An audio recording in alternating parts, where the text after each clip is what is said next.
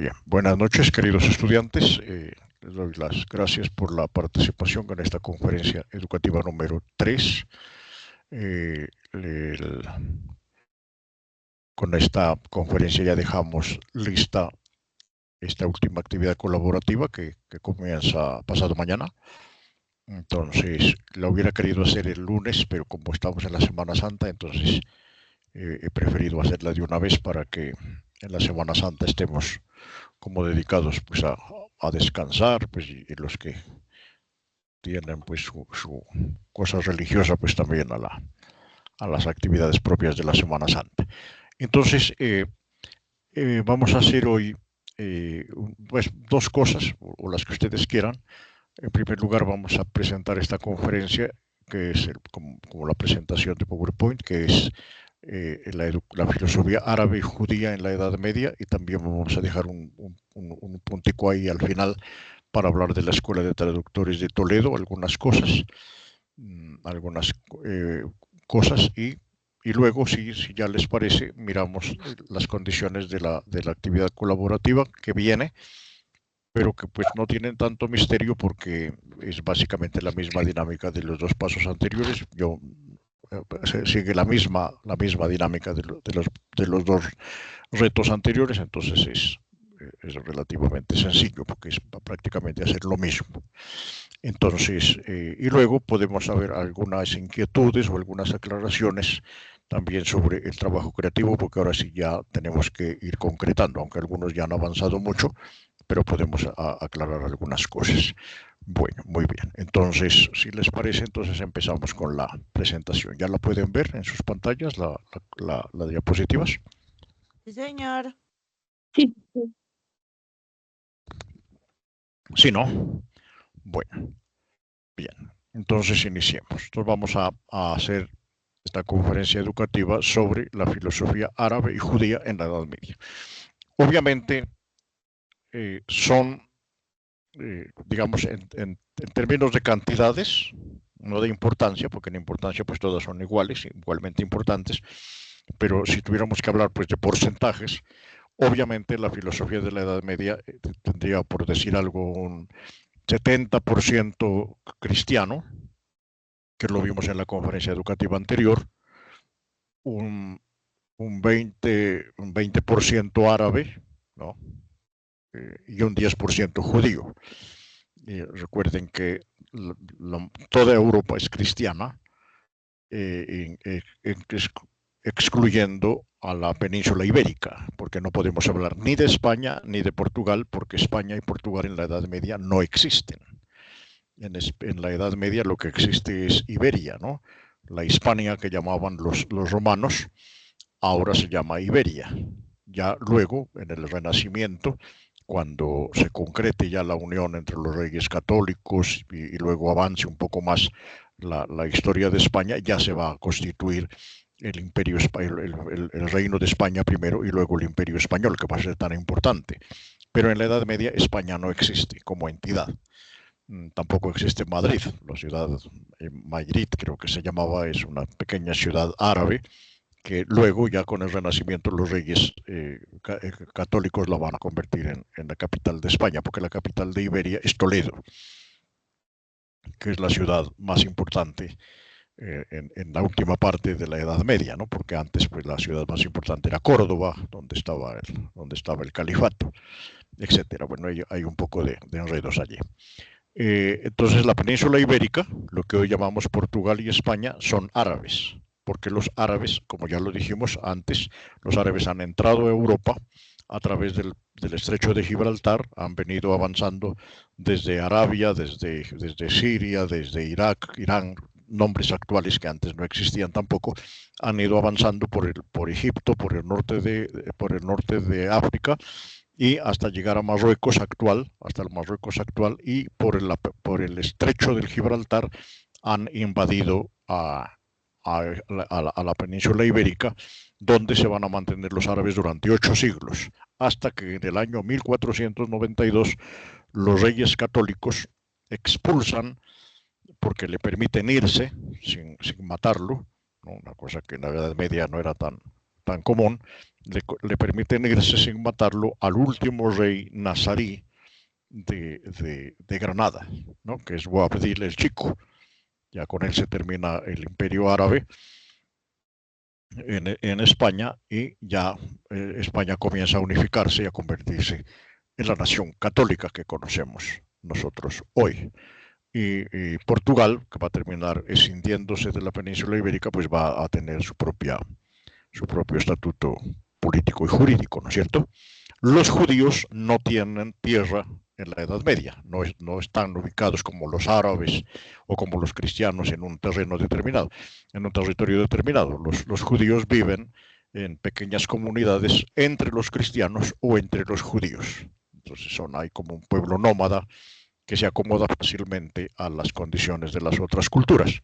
Por eso la filosofía judía y la teología judías van a ser obviamente minoritarias, pero no por eso menos importantes, porque como los vamos a ver ahora, por lo menos un par de filósofos judíos van a ser muy importantes.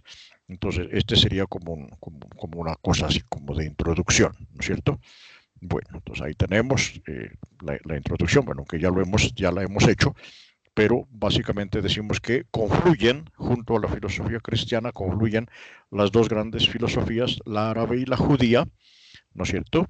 Y las tres grandes filosofías correspondientes a estas tres grandes religiones van a tener que trabajar temas que son comunes, que son el tema de la fe y la razón, porque los árabes han traído desde Persia, desde Bagdad, por allá lejos, han traído traducciones de las obras de Aristóteles comentadas por algunos filósofos árabes.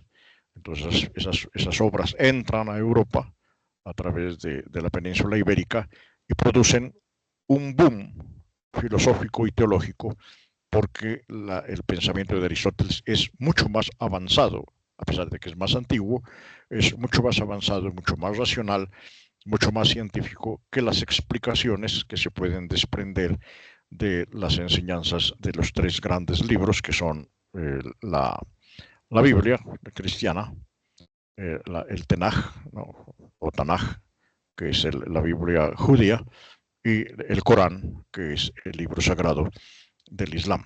Las explicaciones que se pueden sacar de esos tres grandes libros son muy pobres, muy míticas, muy mitológicas en comparación con las explicaciones filosóficas, racionales, que son propias de un pensador de una talla extraordinaria como es Aristóteles. Recuerden que estamos ante el hombre más inteligente que ha dado la historia. O sea, no estamos hablando de cualquier persona. Aristóteles es el hombre más inteligente que ha existido sobre la faz de la Tierra. O sea, ni antes ni después hubo un hombre más inteligente que él, ¿cierto?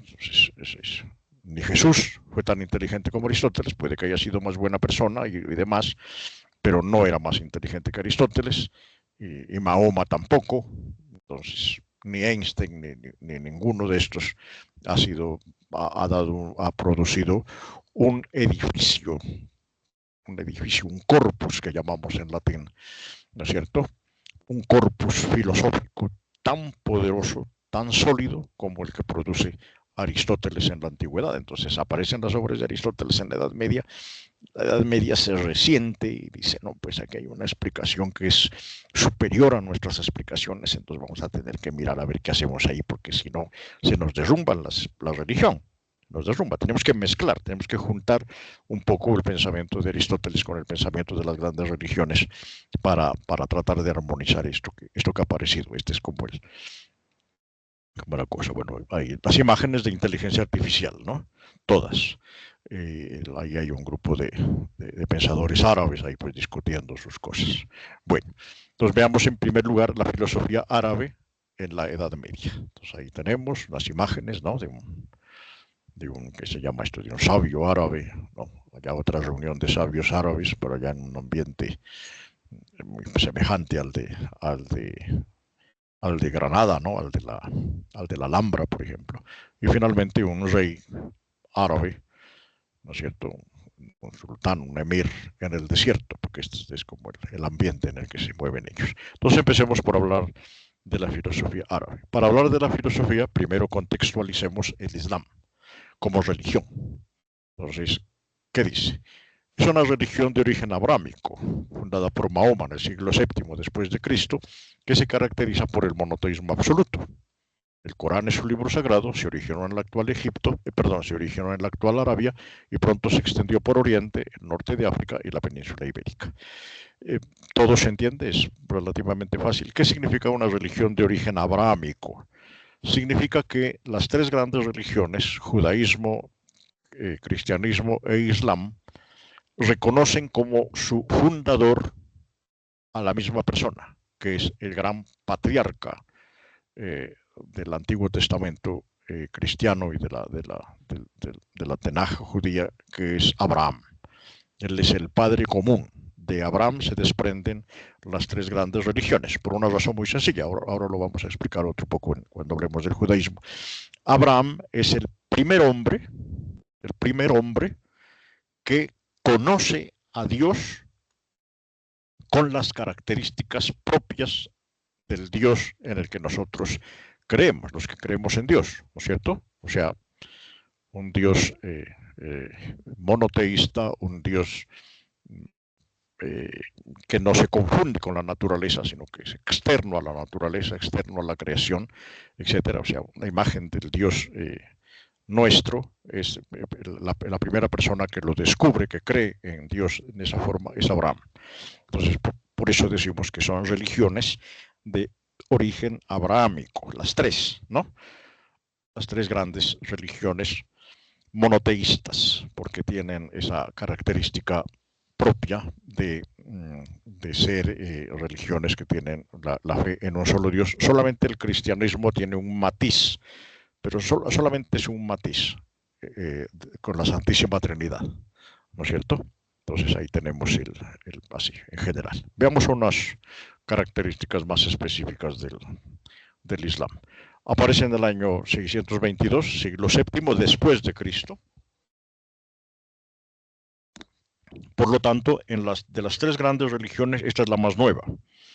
La más antigua es el judaísmo, que aparece por allá en el año 4000 antes de Cristo con Abraham. Después es el cristianismo, que aparece en el siglo I, por allá año 33, pasado por allá 33, 35, con Jesús. Y finalmente en el siglo VII aparece el Islam, de manera que estamos ante la religión más nueva, ¿no? A nosotros nos puede parecer extraño porque las costumbres del Islam en muchas cosas son muy conservadoras, muy tradicionalistas, todo pareciera que fuera una religión muy antigua, pero no, de las tres es la más nueva. Es una religión monoteísta, tiene un artículo de fe muy importante que dice: no hay más Dios que Alá y Mahoma es su profeta. Ya, no hay un intermediario, no hay un hijo de Dios como Jesús. Los árabes respetan a Jesús, lo consideran un gran profeta, respetan a la Virgen María. El Corán habla de la Virgen María como la madre de Jesús, como una mujer buena, pero no le dan la connotación divina que nosotros le atribuimos a Jesús en el cristianismo.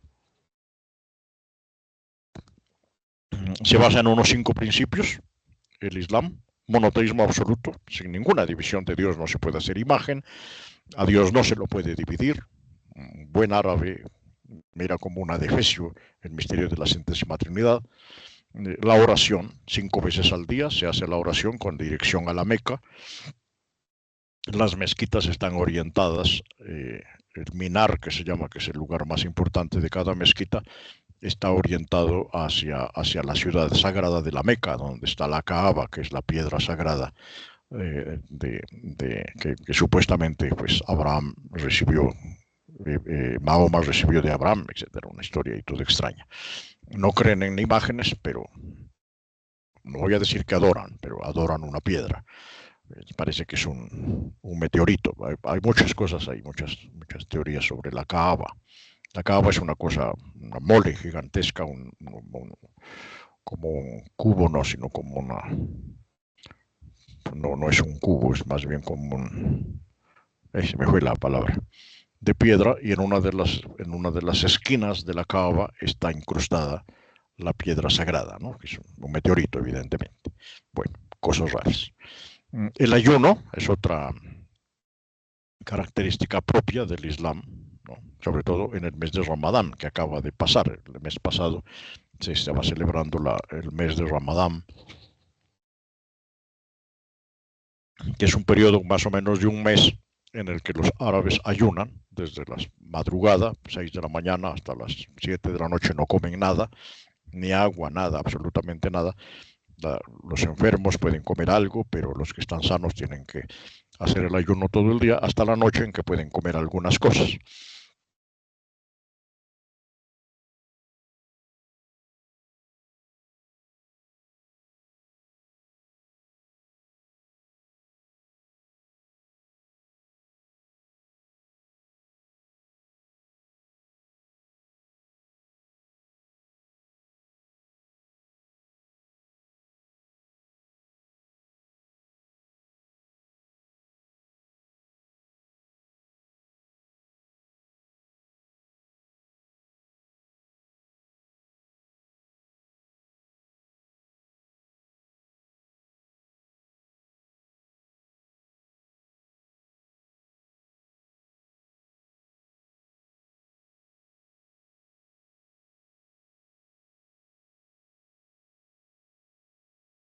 Compañeros, ¿ustedes escuchan al profesor? Yo iba a decir lo mismo. No, No lo yo pensé que escucho. era mi Interrumpir, pero internet. no se escucha el profesor. Estaba escribiendo allí para no interrumpir si el profesor está ¿Ahora me hablando. escuchan? Sí, Ahí profe, ya, ahora profe, lo sí. escuchamos. Sí, ahora sí. Cristian, ¿me escuchas ahora? Sí, señor, ya lo escuchamos. Perfecto.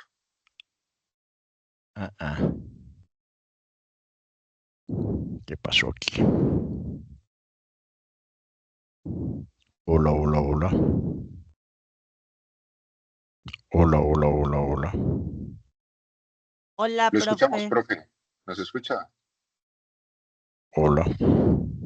Yo creo que el profe no nos oye.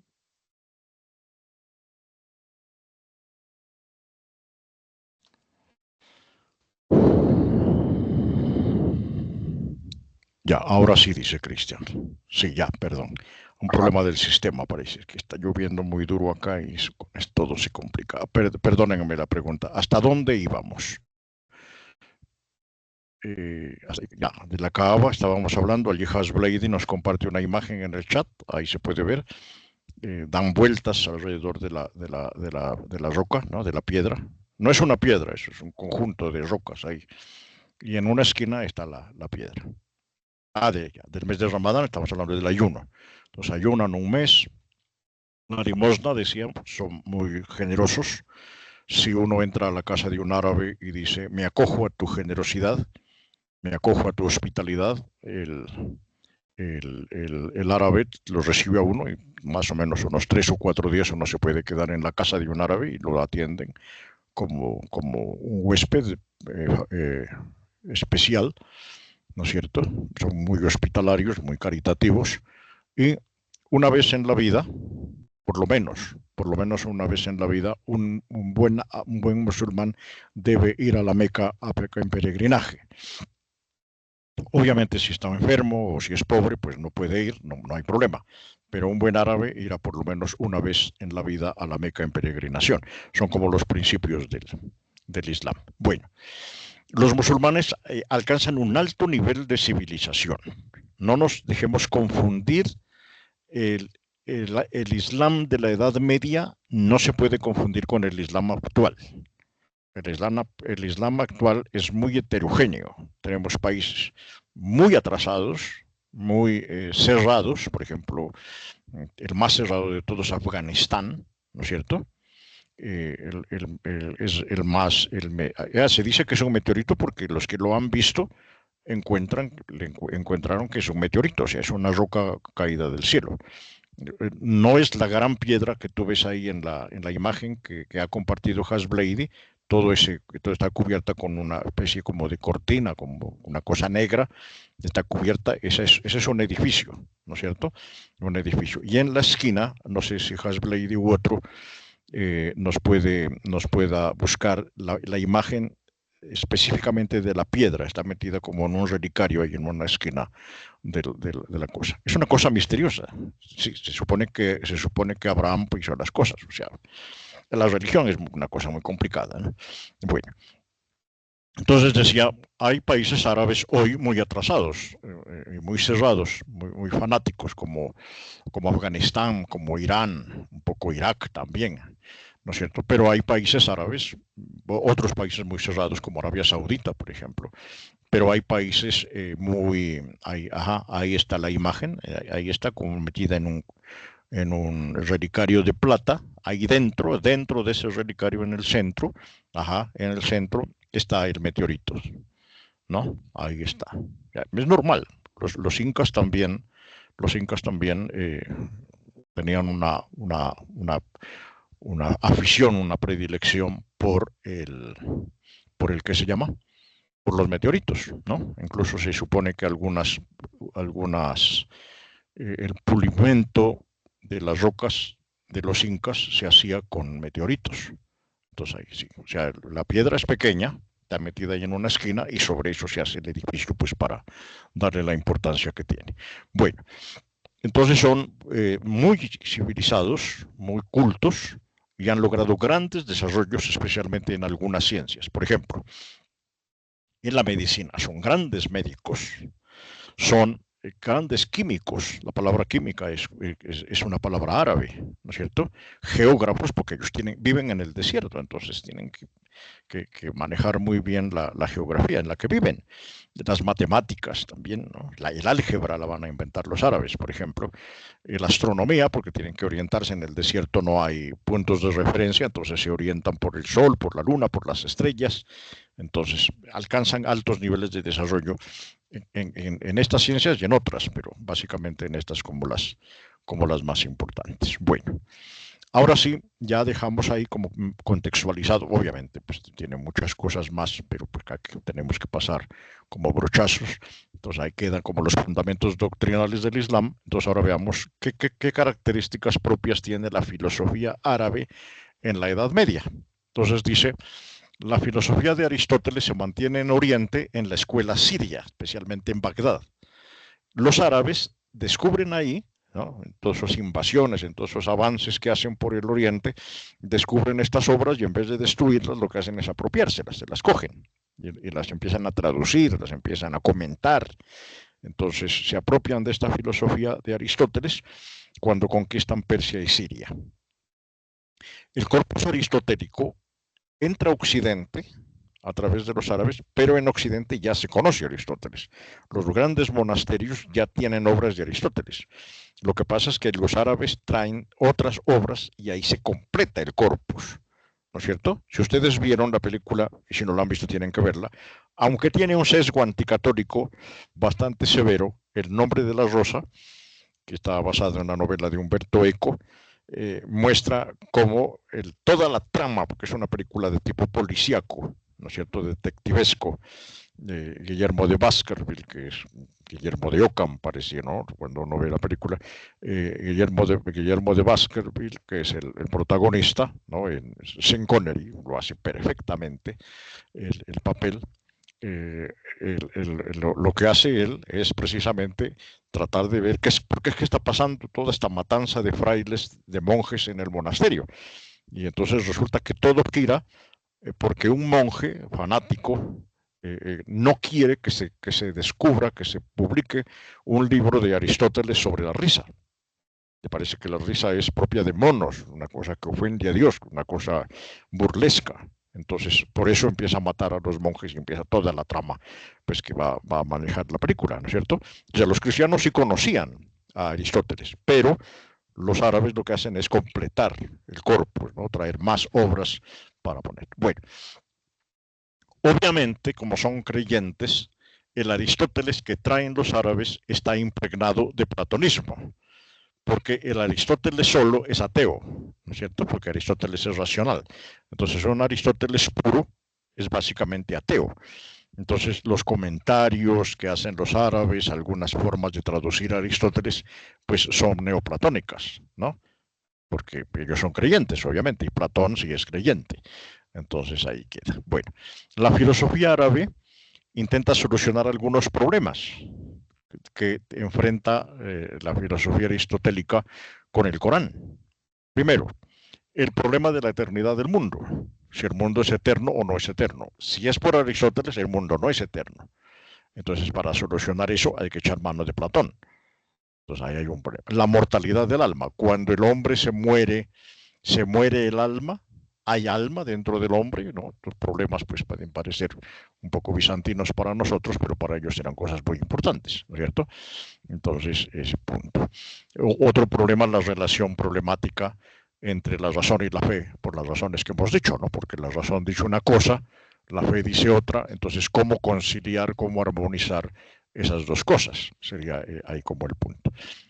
Estas cosas que acabo de decir, que están ahí en la diapositiva, pues son como características propias de la filosofía árabe.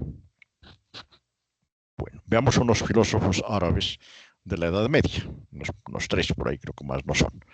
Bueno, aquí esta imagen, que obviamente es una imagen idealizada de la inteligencia artificial, seguramente en árabe ahí no dice nada, son solamente garabatos, pero nos recuerdan una cosa muy importante propia de la cultura árabe, del arte árabe, de la estética árabe. ¿Cuál es? Como no se puede hacer imágenes, no se puede hacer imagen de Dios, no se puede hacer imagen de los animales, imágenes de las personas, etc. Entonces los árabes, en compensación, desarrollan una caligrafía exquisita, ¿no es cierto? Con esta clase de letras, así las grandes mezquitas están trozos del Corán escritos en las paredes con letras de oro, unas cosas, unas joyas, ¿no es cierto? Entonces, como no pueden hacer imágenes, entonces desarrollan la caligrafía en la que van a ser grandes maestros, ¿no? Estas imágenes no, estas imágenes son de la inteligencia artificial y puede ser que ahí en árabe no diga nada. Bueno, veamos unos filósofos árabes. Primero, Al-Kindi. Es muy importante, los árabes lo llaman el filósofo, así con mayúscula inicial, el filósofo, ¿no es cierto? Hombre de saber enciclopédico quiere decir que conocía todas las ciencias de su tiempo. Igual, por ejemplo, era filósofo, teólogo, matemático, astrónomo, médico, alquimista, ¿no es cierto? Biólogo, zoólogo. Todas las ciencias que nosotros nos podamos imaginar las dominaba él, obviamente en el nivel que se conocían en la Edad Media, ¿no es cierto? Entonces estamos ante un sabio, ante un hombre, lo llamamos polímata, ¿no? Que conoce todas las ciencias, o también decimos de saber enciclopédico. Es como una enciclopedia, es como preguntarle a Wikipedia. Usted le podía preguntar de matemáticas, o le podía preguntar de álgebra, o le podían preguntar de teología, o le podía preguntar de derecho, y él le daba razón de todo. ¿No es cierto? De esas gentes ya no hay. Ahora con el celular en la mano, peor. Bueno, es el primer gran pensador de la filosofía islámica, ¿no? Escribe unas obras, ahí están, en latín, obviamente, de intelecto e de intelecto, de somno et visiones, la filosofía primera y sobre el alma. Obras que escribió Al-Kindi. Ahí están los años que nació, etc. Muy cercano al origen del Islam, ¿no? Nació en el año 800, entonces estaba cerca del origen del Islam. Dice una enseñanza de él: el entendimiento agente es solo uno y común a todos los seres humanos, como si todos los seres humanos compartiéramos una inteligencia común, ¿no es cierto? Una forma de entender el mundo, toda esta racionalidad que manejamos como si fuera una entidad común que todos compartimos, ¿no es cierto? Entonces, allí, Al-Kindi. Bueno. Veamos otro. Al-Farabi, ustedes lo han conocido, ya varios han hecho ya sus trabajos sobre él, es neoplatónico, ¿no es cierto? Y místico. ¿Ya? No se puede conocer a Dios por los lados de la teología, menos se lo puede conocer por los lados de la teología. La filosofía y la teología, cuando hablan de Dios, hacen aproximaciones de Dios, aproximaciones.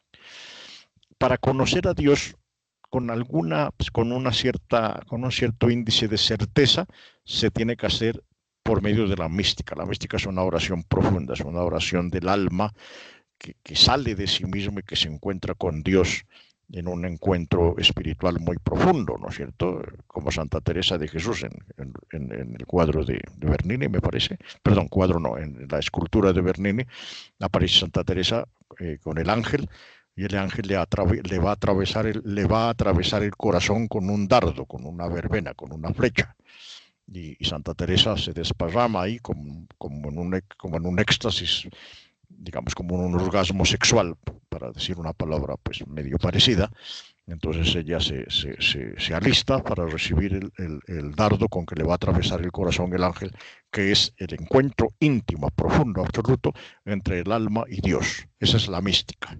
No es rezar, ni es orar. No, es una cosa más profunda a la que solamente llegan algunas personas como Alfarabi o como Santa Teresa de Jesús o como los grandes santos que logran encontrarse con Dios en el encuentro místico, ¿no es cierto? Entonces, entra, o sea, es más que religión, ¿no es cierto? Es más que religión, es más que espiritualidad, es como, es que no hay palabras para expresarlo. Es como si Dios fuera tu amante y tú fueras el amado, como dice el libro del Cantar de los Cantares, ¿no?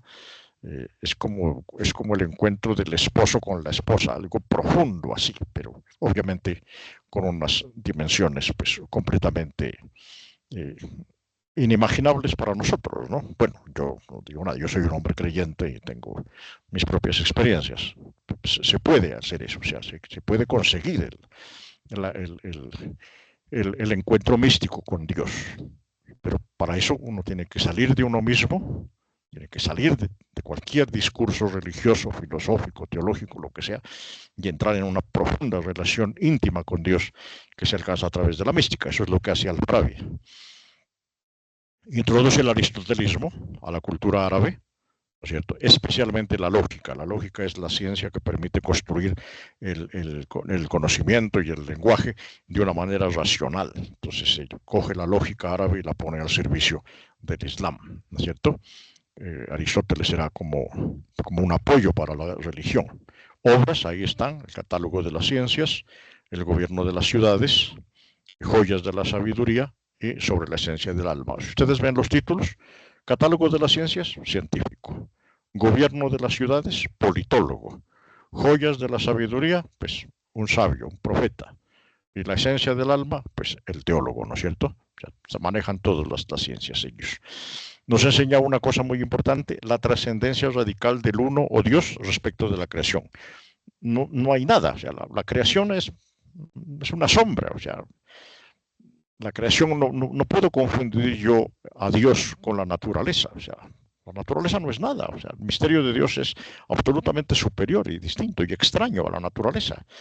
La naturaleza solamente es un accidente del amor de Dios que construyó esto para que el hombre lo disfrute, pero no se puede confundir con Dios, es apenas como una sombra, como un rezago, como un rasgo que queda por ahí de la sabiduría de Dios, ¿no es cierto? Entonces no confunde, entonces trasciende. Bueno, muy bien, está ese filósofo, vamos avanzando porque son varias diapositivas.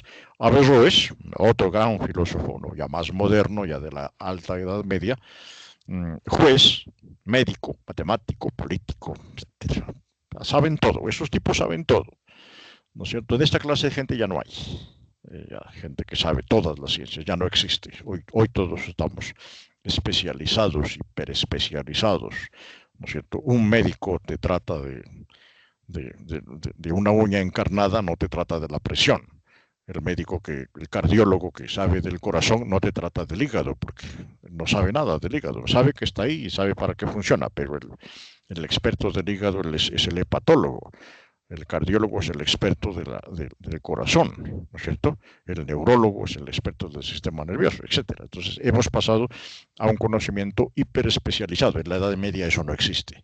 En la Edad Media los sabios son sabios en todas las ciencias. Sus obras, Destrucción de la destrucción, comentarios menores y mayores, De substantia orbis, cuando es latín se dice substancia, ¿no es cierto? La T se pronuncia como C. De substantia orbis, enfrentó el problema de relacionar la filosofía de Aristóteles con la religión islámica, o como todos los filósofos árabes.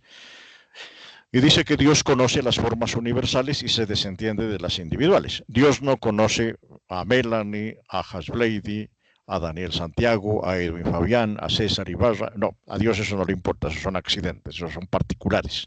A Dios le interesa son las formas universales. El hombre, la mujer, el ser humano, ¿no es cierto? O sea, los conceptos que maneja Dios son los conceptos universales. Es una cosa propia del pensamiento de Averroes. Y no digo yo que yo esté de acuerdo. Yo creo que Dios me llamó por mi nombre, me ama como soy, tiene una relación personal conmigo, pero eso es el cristianismo. En el pensamiento de Averroes, eso no es así. Dios solamente conoce lo universal. Bueno, etcétera. Bueno, ahí terminaríamos la parte árabe y pasamos a la parte judía. Ahí están los grandes símbolos del judaísmo, la estrella de David, la menorá, que es ese candelabro de 7 brazos, ¿no es cierto? Etcétera, ¿no es cierto? Exacto, a ti no te conoce, Melanie. No le importas como persona, te importas como parte del universal que es la mujer. Esa es una discusión muy fuerte que se dio en la Edad Media entre los universales, ¿no? No, pues llora por él, pero nosotros los cristianos no, y muchos árabes piensan igual que los cristianos, ¿qué se llama? Los cristianos creemos que Dios es un Dios personal con el que tenemos una relación igualmente personal. Yo estoy aquí porque Dios me pensó desde la eternidad, a mí. Dijo, este se va a llamar César Ibarra, va a ser profesor de filosofía medieval en la UNAD. El proyecto de Dios al que yo respondo viene desde la eternidad. Pero para ellos no, o sea, cada quien tiene sus propias creencias y sus cosas. No todos los árabes piensan como Averroes, otros piensan otras cosas. Estamos hablando aquí de ese ejemplo. Bueno, el judaísmo, muy bello también. Esto sí, bueno. Aquí está Abraham. La inteligencia artificial, aquí sí le pegaron con todo. O sea, la inteligencia artificial aquí hizo la cosa clarita.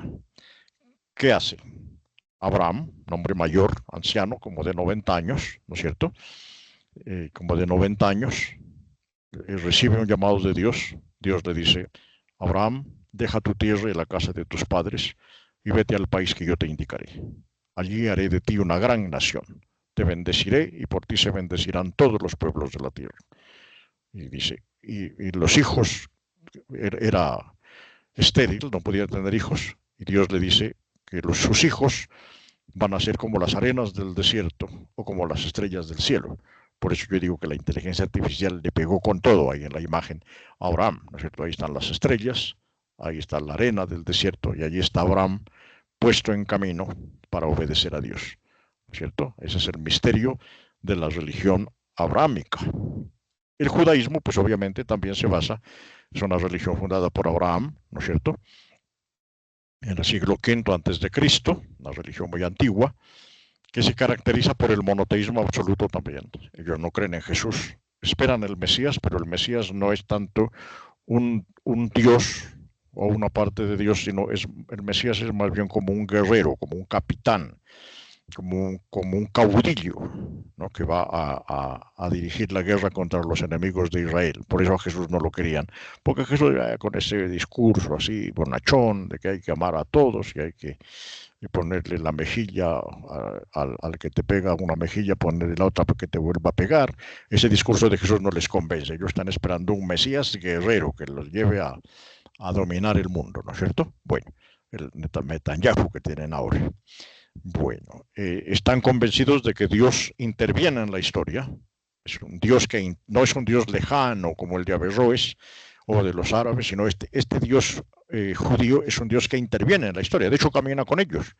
Si ustedes leen la Biblia, van a ver que Moisés, cuando va caminando por el desierto, va llevando el arca de la alianza, ¿no es cierto?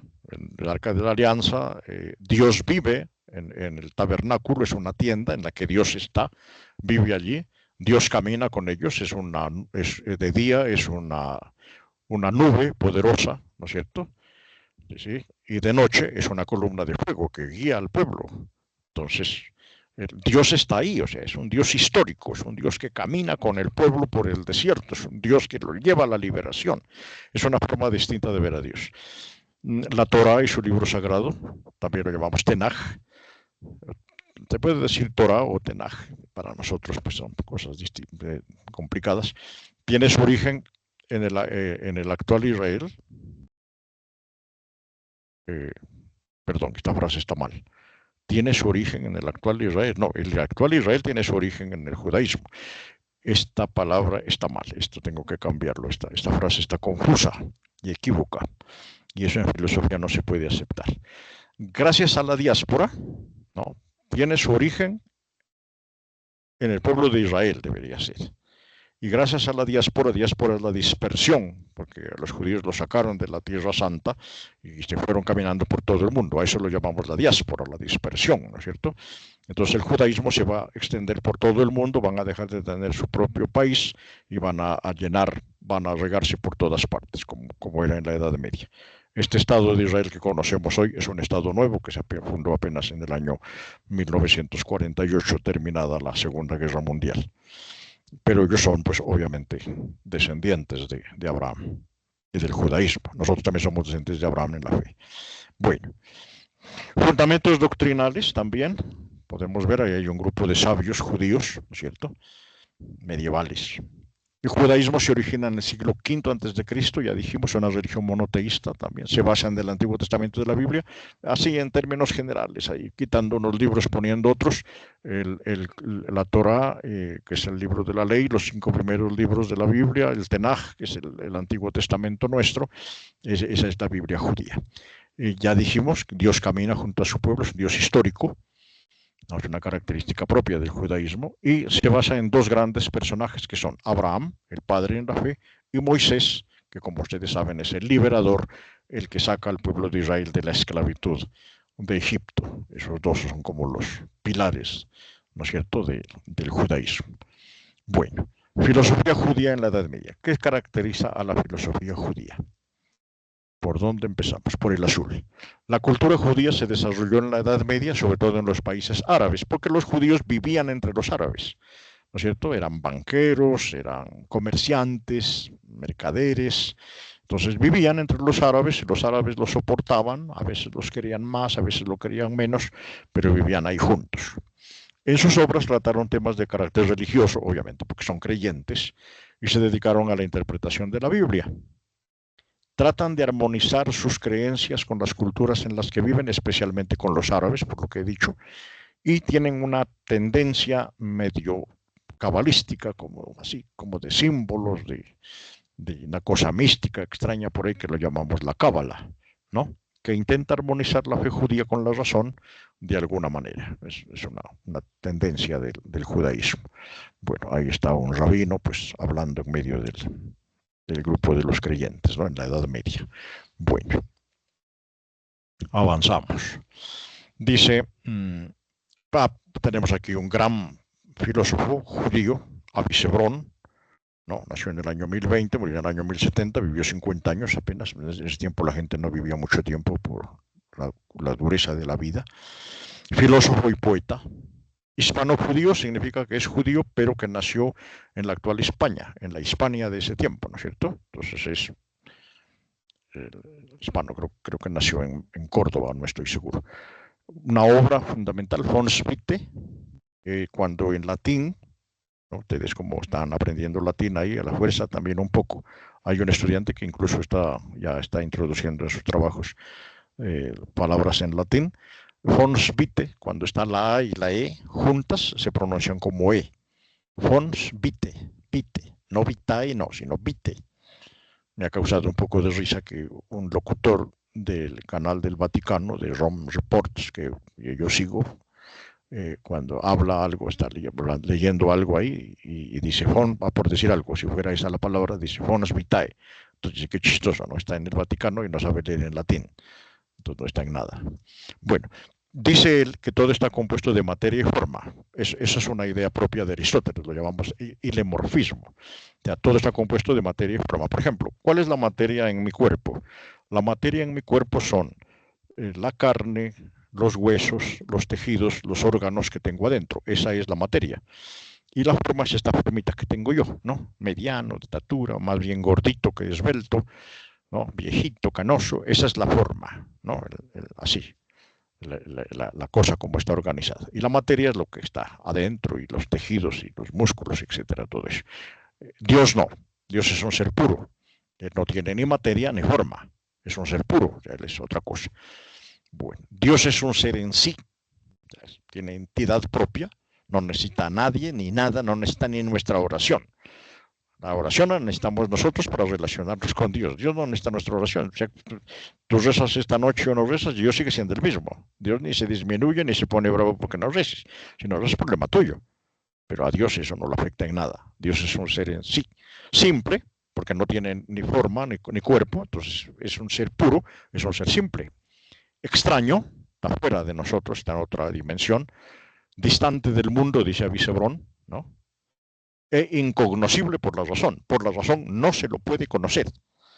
La única manera de conocer a Dios es a través de la intuición que se alcanza con el éxtasis, que no es un conocimiento pleno, es un conocimiento parcial, ¿no es cierto? O sea, a Dios plenamente, tal como es, solamente lo vamos a conocer cuando nos muramos y nos vayamos al cielo, si es que vamos al cielo. Y si no, al que vamos a conocer es al patas allá en el infierno, ¿no es cierto? Entonces, solamente se lo puede medio conocer a través de la intuición del éxtasis. Bueno, otro gran filósofo árabe es Maimónides. Es médico, filósofo, astrónomo, rabino, judío. Muy bien puesta la imagen de inteligencia artificial, muy bella, ¿no? Muestra la profundidad de Moisés, se llamaba Moisés Maimónides o Moses Maimónides, de la Alta Edad Media también. Obra más importante, la Guía de Perplejos. Varios autores van a escribir obras con el mismo título, Guía de Perplejos, árabes o judíos, pero la obra de Maimónides, Guía de Perplejos. Él armoniza la fe y la razón, como Santo Tomás. Trata de que las dos cosas se equilibren. Y nos da estas enseñanzas. Si el texto sagrado contradice a la razón, es porque tiene un sentido alegórico. Por ejemplo, en el libro de los Jueces, creo que capítulo 12, algo así, dice que el pueblo de Israel está en una batalla y está pasando el día, se está acabando el día, ya viene la noche, y si se alarga, si no se alarga la batalla, si la batalla se acorta, el pueblo de Israel puede perder la guerra o va a tener que volver al otro día a continuar la batalla, y eso es un desgaste pues en gente y en recursos y demás. Entonces el profeta le pide a Dios que detenga el sol. Entonces dice el libro de los Jueces que Dios detuvo el sol, el día se alargó, siguió la batalla y el pueblo de Israel ganó. Eso es contrario a la razón, por un argumento muy sencillo, y es que el sol no se mueve. La que se mueve es la tierra. Pero eso los judíos no lo sabían. Los judíos pensaban que la tierra era plana, que estaba en el centro del universo y que el que giraba era el sol alrededor de la tierra, la luna gira alrededor de la tierra, las estrellas giran alrededor de la tierra y la tierra es el centro y es plana. Entonces, a ese texto bíblico nosotros no podemos decir que es falso, porque no podemos decir que algo en la Biblia sea falso, todo en la Biblia es verdadero. Pero Maimónides nos da una solución. Dice, eso que dice el libro de los Jueces debe tener un sentido alegórico. ¿A qué significa? No, pues significa que Dios está al lado de ellos, los protege y les ayuda en sus batallas y en sus guerras. Pero que se fue así, así no fue, porque el sol no se mueve. Entonces, ese texto que contradice a la razón es porque tiene un sentido alegórico. Al contrario, si en el Antiguo Testamento o en la Biblia hay algún error, los judíos no hablan de Antiguo Testamento y Nuevo Testamento, hay dos errores, tengo que corregir. Ahora corrijo la presentación. Cuando en la Biblia se dice algo respecto a un tema, lo que se dice respecto a un tema es totalmente claro, debemos asumir que es verdadero. Por ejemplo, a ver, algo en la Biblia, que esté en la Biblia que sea verdadero. Por ejemplo, dice que el pueblo de Israel fue esclavo en Egipto. Así, la ciencia nos ha demostrado que evidentemente había pueblos en Egipto que eran esclavos y que ayudaron a construir las pirámides y las grandes cosas, templos y demás que hicieron los egipcios. Hay pruebas científicas de que los judíos estuvieron en Egipto en ese tiempo. Entonces, eso es verdadero, ahí no hay nada que hacer. ¿No es cierto? Lo digo como un ejemplo, porque eso, pues, para discutir cosas, sobre todo cuando es la religión, no es la política, eso es, ahí hay tela para cortar, pues, ¿no es cierto? Entonces, como unos ejemplos. Bueno, eso sería lo relacionado con la filosofía judía. Ahora pasemos aquí rápidamente a la Escuela de Traductores de Toledo. Entonces, ahí están filósofos de distintas religiones, la mente. No es una escuela como decir nosotros la UNAD, o una escuela como decir la escuela del barrio Lorenzo, o la Universidad de Nariño, que queda allá en Toro Bajo, o la Universidad Nacional, que está allá en el centro de Bogotá, o la Universidad Bolivariana, que está en el barrio de Laureles, en Medellín, o donde esté. ¿No es cierto? No es un edificio, no es una escuela como nosotros nos imaginamos, es una corriente de pensamiento, ¿no es cierto? Ellos estaban en Toledo, en muchas partes de la ciudad, en el Palacio del Rey, en otras partes, pero no era un edificio, no era un lugar propio, sino era más bien una corriente de pensamiento. Características. Los reyes cristianos expulsan a los árabes de Toledo, ¿no? Expulsan a los árabes de Toledo y empieza un reino cristiano.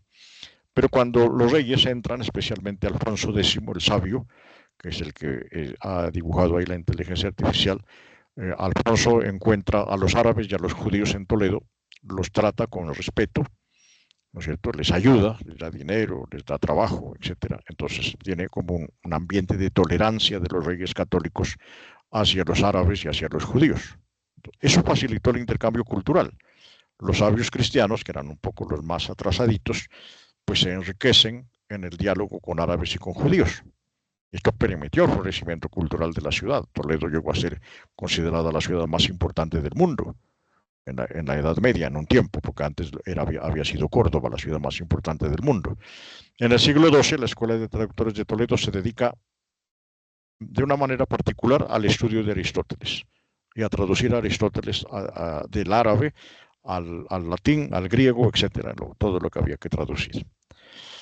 Pero también se dedicó a hacer estudios de astronomía, de medicina y de otras ciencias, porque obviamente confluían ahí sabios de las tres grandes religiones que tenían conocimientos en matemáticas y en álgebra, entonces ellos hacen ese compartir.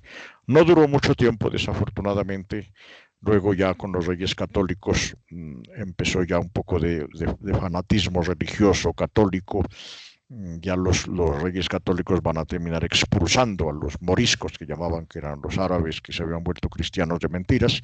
Van a expulsar a los judíos también, ¿no es cierto? A los árabes los llaman moros, a los judíos los llaman de las maneras más feas, ¿no? Marranos prácticamente es la palabra que usan ellos para mentir. Y al final los terminan expulsando de la península ibérica a los árabes y a los judíos, pero con Alfonso X y compañía, con sus hijos y con sus antepasados, hubo un periodo de mucha tolerancia, especialmente en Toledo. No solamente en Toledo, también en otras ciudades de Europa hubo experiencias semejantes, ¿no es cierto? Ya había comunidades así de filósofos y de científicos de las tres grandes religiones que se reunían para esto. Bueno, eso sería así rápidamente para que quede claro un asunto. No es un edificio, es una corriente filosófica y teológica. Bueno, muy bien. Conclusiones para terminar. El Islam, el cristianismo y el judaísmo son las tres grandes religiones monoteístas. Listo, claro. En la Edad Media, estas religiones se enfrentaron el problema del redescubrimiento de Aristóteles. Ya lo dijimos, quedó claro. Con el descubrimiento de Aristóteles se produce una tensión entre la fe y la razón. Este va a ser un tema central para las tres grandes religiones. Van a tratar de resolver esta relación, ¿no es cierto? Al principio, la razón está al servicio de la fe. La filosofía es esclava de la teología. La teología es la ciencia principal y la filosofía es una ciencia auxiliar. En la Edad Media, en la Alta Edad Media, sobre todo con Santo Tomás de Aquino, hay como un equilibrio.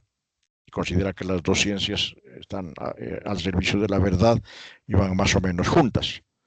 Al final de la Edad Media, en la Baja Edad Media, se produce la separación de la filosofía y la teología. Cada quien va a coger su propio camino y se van para su lado. Y en Toledo, finalmente, como acabamos de decir, se dio un fenómeno de tolerancia y de encuentro intercultural que fue muy rico, ¿no es cierto?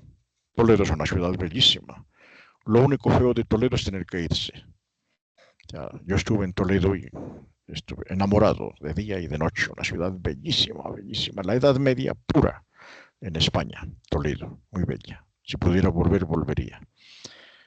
Bueno, Para profundizar, yo les voy a compartir unos videos para que ustedes los vean. Aquí tenemos uno sobre los filósofos árabes y los judíos. Desarrolla el pensamiento de Averroes y de Maimónides. Es un buen video, ahí está. Este otro video también de YouTube habla de la filosofía islámica y su contribución universal, cómo el Islam contribuyó al conocimiento universal. Y finalmente el sefarad en la filosofía judía, o sea, un poco el judaísmo medieval, ¿no es cierto? Cómo se refleja en la filosofía judía.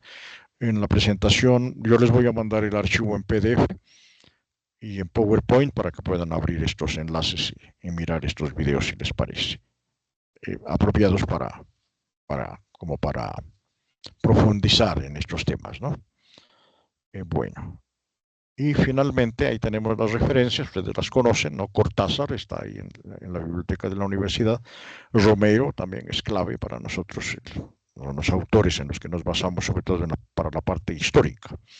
Y las imágenes todas fueron generadas con inteligencia artificial a través del programa Copilot, ¿no? Es un programa de inteligencia artificial que hace muchas cosas y entre ellas estas imágenes tan bellas que hace la inteligencia artificial. Bueno, entonces ahí está la presentación. Voy a dejar de compartirla, ¿no es cierto? Ajá, ahí está, ¿cómo se llama? Nos están compartiendo unos videos, ¿no? Cristian Eduardo, ahí para que veamos ahí. Está compartiendo las imágenes que estamos diciendo, ¿no? Los videos que estamos diciendo, ahí está el sefarad en la filosofía judía, ahí está. Ahí los pueden ver, muy interesante, todo es una forma distinta de pensar. Nosotros estamos acostumbrados al pensamiento cristiano y el descubrir la forma árabe y la forma judía de pensar es una cosa muy, muy rica. Aunque uno no comparta la fe, pero puede, por el lado de la cultura, ¿no es cierto?, pues entrar ahí en la cosa. Bueno, muy bien. Dejamos de compartir ahí. No sé. Voy a entrar. Voy a buscar aquí. Aquí estamos. No, tengo que ir al archivo. Espérenme un ratico. Busco aquí. Archivo 2024-2. Estamos aquí. Filosofía medieval. La actualización del curso creo que es esta. Las guías. Espérenme un minuto, no me vaya a confundir. Espérenme, abro esta. Estamos en este momento en el reto 3. Sí, no, aquí está. El reto 3 se termina el 11 de abril, mañana. Este es el reto 3. Esto ya está acabado. Hay muchos que ya subieron el informe final. Los más que se llama, los más aplicados de aquí, de este curso. Ahora vamos a trabajar la guía de actividades del reto 4, que se llama Busquemos la piedra filosofal. Entonces, permítanme compartir aquí la pantalla para que vean. Yo espero mañana tal vez, es que estamos en unos encuentros en la universidad y eso nos tiene como amarrados, pero entre mañana y pasado yo subo ya el que se llama eso, las instrucciones al foro. ¿Pueden ver la guía ahí en la pantalla? Sí, profe. Sí, sí, señor. Sí, señor.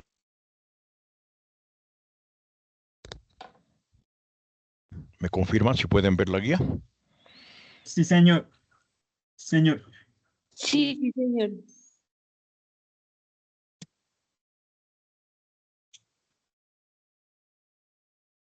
Parece que perdimos el audio otra vez. ¿O qué? No, está bien.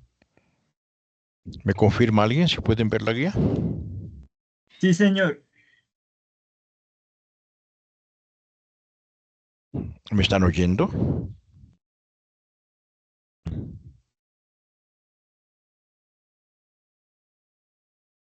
Hasblady, ¿te escucho?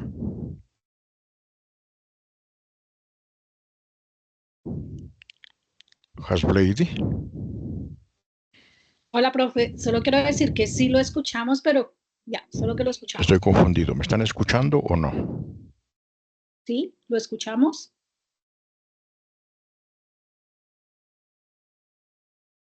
En el chat. Por Dios, ayúdenme, no me dejen solo.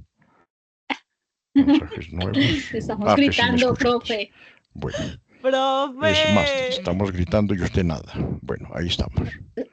Entonces, regreso a la guía. Ahí está la guía, ¿no? Bueno, entonces, ¿en qué consiste la actividad?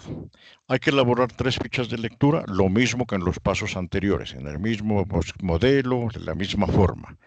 3 fichas de lectura de textos de filósofos de la Baja Edad Media autorizados por el tutor.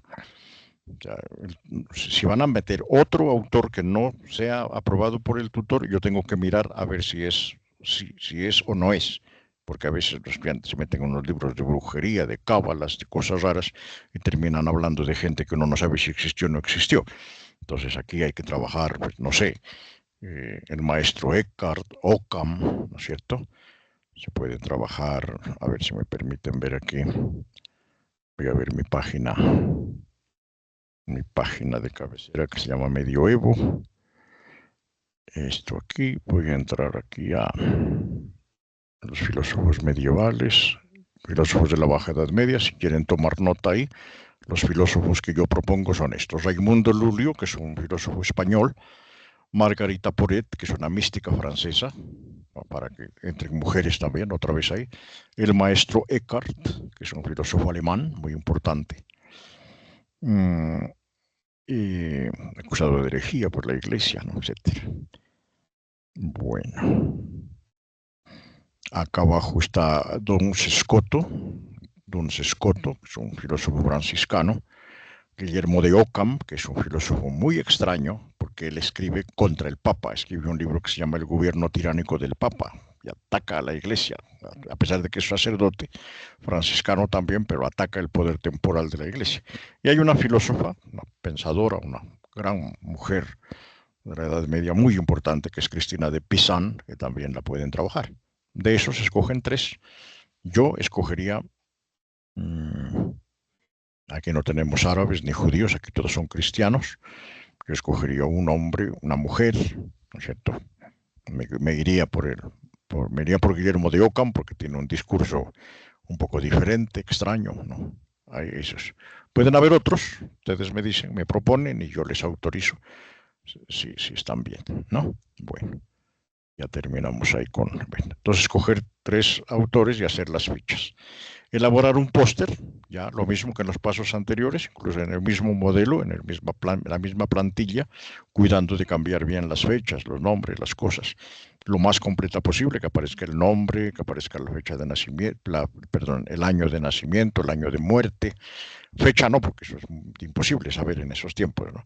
Pero por lo menos el año aproximado de nacimiento, de muerte, las principales obras, cuáles son sus ideas más importantes, etcétera. Y ya tenemos que socializar el producto creativo final. O sea, el trabajo producto creativo ya se tiene que poner al foro para que los compañeros lo empiecen a ver y empiecen a escoger, porque hay que hacer una votación interna dentro de cada grupo colaborativo para ver qué trabajo los va a representar. Porque en el reto final hay un concurso. Y el profesor, ya los estudiantes escogen al representante del grupo y el profesor los mira y con un juicio crítico, viendo un poco la parte de fundamento, la parte conceptual, la estética de la cosa. Entonces se ganó fulano de tal. Y el profesor le manda su regalo, ¿no? El regalo sorpresa le manda el profesor por correo. Entonces ahí está. Bueno, y sus certificados y toda la cosa. A los que ganen, a los que pierdan nada, ni agua. No se merecen nada. Bueno, se socializa el producto creativo. Y finalmente se participa en la tercera conferencia educativa, que es esta, que da 15 puntos para los que estuvieron. Para los que no estuvieron, nada tampoco. Hay unos plazos, yo he tratado de ser un poco laxo en eso para no, porque se quejan algunos de que les pongo mucho trabajo, entonces trato de no nos vamos a complicar mucho en eso. Cuando se termine la parte individual, comienza el debate grupal. En este caso vamos a hacer un debate grupal sobre estos 3 temas, uno de los 3 temas. Cada grupo escoge el tema que le parezca. Puede ser el feminismo. Cristina de Pizan es una escritora protofeminista. Entonces puede servir una discusión del feminismo, la situación de la mujer en la Edad Media en contraste con la situación de la mujer en el mundo contemporáneo. Por ejemplo, en Afganistán las mujeres tienen que taparse todo el cuerpo, no pueden hablar con hombres, no pueden ir a la escuela ni a la universidad, no pueden trabajar, no pueden cantar, y por cualquier cosa que hagan medio rara se les puede pegar o se las puede matar. Eso está pasando en el año 2025 en Afganistán. Las mujeres en Arabia Saudita van más o menos por ese lado, las mujeres en Irán van por el mismo lado. En algunos casos, las mujeres son muy liberadas en Suecia, en Dinamarca, etcétera. Aquí son medio loquillas algunas, pero hay como todavía una cultura medio mojigata en algunas cosas, en otras son muy liberadas, mientras que en la Edad Media, pues, ¿cómo era la situación? Es un buen debate, ¿no? Feminismo actual con el protofeminismo medieval de Cristina de Pizan, muy interesante. Bueno, puede ser el laicismo partiendo de la disputa de Occam contra el papado. Podemos hablar de las relaciones entre la Iglesia y el Estado, por ejemplo. O el papel de la ciencia, que los alquimistas, con la Escuela de Traductores de Toledo, podemos hablar del papel de la ciencia en la Edad Media y en el mundo actual, como un debate que actualiza al mundo de hoy estos grandes temas medievales. De esos tres temas no hay que hacer los tres, sino uno solo. Nosotros vamos a trabajar este tema, el otro grupo va a trabajar este otro tema, el otro libremente, el que quiera cada grupo. Bueno, se hace una discusión, se hace el debate con el video, lo mismo que en los pasos anteriores, y con eso se actualiza el sitio web grupal, que casi todos están haciendo Padlet, que es una manera como más práctica, porque hacer un sitio web es más complicado. Ahí tiene que aparecer el resultado del debate y el enlace, etc. Ahí están los plazos con las fechas y demás. Básicamente, lo mismo que hemos hecho en los pasos anteriores, ¿no es cierto? Bueno. El trabajo creativo tiene que ser, para terminar hablando del trabajo creativo tiene que ser realmente creativo, ¿no? O sea, voy a hacer una poesía, ay, qué pereza, una poesía, un texto en Word, poesías hace la inteligencia artificial ahora. Entonces, no, si vas a hacer una poesía, primero la haces tú, porque si la haces con inteligencia artificial, te pongo tu cero en todo el trabajo, ¿no es cierto? Y en segundo lugar, haces tu poesía, pues la presentas de una manera creativa, por ejemplo, en un pergamino, con imágenes medievales, ¿no es cierto?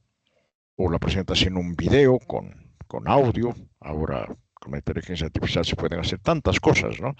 Ponerle voces femeninas, masculinas, al poema, por ejemplo, o al cuento, o a la novela, presentarlo en un video bien bonito. Hay unos trabajos espectaculares que han hecho los estudiantes de los periodos anteriores, han hecho unos trabajos espectaculares. Hay una niña de Fonseca que hizo un trabajo, pero una cosa, una maravilla, pero del otro mundo, pero, ¿no?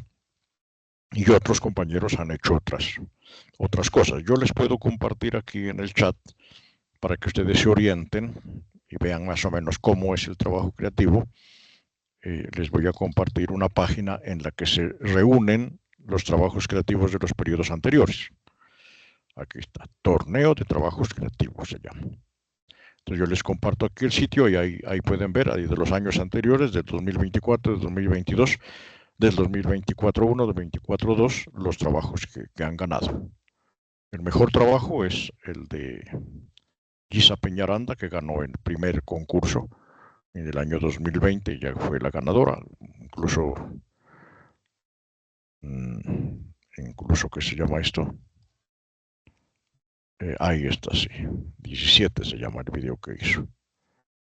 Creo que le ganó o no, fue otro periodo. No, en otro periodo que estaba Margarita Rosa de Francisco. Con nosotros, Margarita Rosa hizo un gran trabajo, pero perdió. ¿No es cierto? Con el trabajo de otro estudiante, etc. Entonces yo ahí les comparto la página de los trabajos creativos para que ustedes en un ratico se pongan a ver y miren más o menos por dónde va la cosa. Así no andan tan perdidos. Ahí en el chat les pongo el enlace para que lo copien. Trabajos creativos. Bueno, entonces que sean realmente creativos, que hagan cosas bonitas, bien hechas, ¿no? un estudiante de Ipiales que ahora está haciendo seminario de autor conmigo, se llama Anderson Cultiz, es de Las Lajas, acá donde está la Virgen, aquí en Nariño. Él hizo un trabajo muy bello, ahí lo pueden ver ustedes, él es ganador del periodo anterior, ¿o no? No, el periodo anterior se lo ganó un muchacho de Popayán. Es una canción con música de inteligencia artificial, hizo él. La inteligencia artificial se puede usar, pero hay que hacer ahí las referencias y las cosas. No, es un año anterior, es Anderson. No me acuerdo, 2023-2. Bueno, ahí lo buscan ustedes. Anderson hizo un trabajo muy bonito que es un video sobre la Inquisición en la que el único actor era él solo. Alguien le ayudó a grabar ahí con la cámara o lo que sea. Y él era todo. Él era, al principio era el hereje, era el vecino que demanda al hereje, después era el que se llama esto, el inquisidor, que lo tortura y le saca la cosa. Luego él mismo era el... Ah, ya, es que estoy confundido acá, 2024-1. Estoy confundido, 2024-2. No, estoy confundido, no lo encuentro el trabajo de Anderson. Entonces él hacía todo y al final él mismo se quemaba en la hoguera. Entonces un solo actor hizo toda la obra de teatro. Buenísima, ¿no? Espectacular, muy bella. Bueno, entonces eso sería sobre el trabajo creativo. Entonces ahora sí, los escucho si tienen alguna inquietud, algún comentario de lo que hemos dicho, alguna observación con toda confianza. Piden la palabra con la manito y aquí les vamos dando el turno. Mauricio, Ojed Mauricio.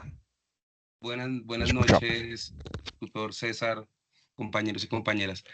Bueno, quería hacer una intervención acerca de la importancia de de los filósofos árabes, en especial de Al-Farabi.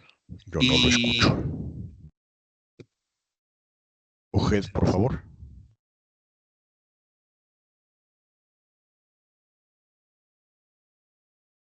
No, tiene el micrófono apagado.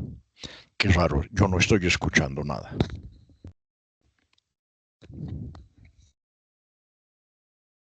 No, yo no estoy oyendo nada. Voy a sacar. Buenas noches, buenas noches. ¿Me escuchan? Ojet, nosotros sí te escuchamos, pero Sí, no el nosotros. profe, Ah, perfecto, perfecto. pero nosotros sí. Ah, bueno, pues entonces espero que él también me escuche entonces para hacer la Esperemos intervención. ver si el profe lee los últimos dos mensajes, porque él ahorita solo vio de que lo estábamos escuchando a él, pero no los primeros mensajes de que él no nos estaba escuchando. Ah, perfecto. Entonces esperemos a ver que entre. Gracias.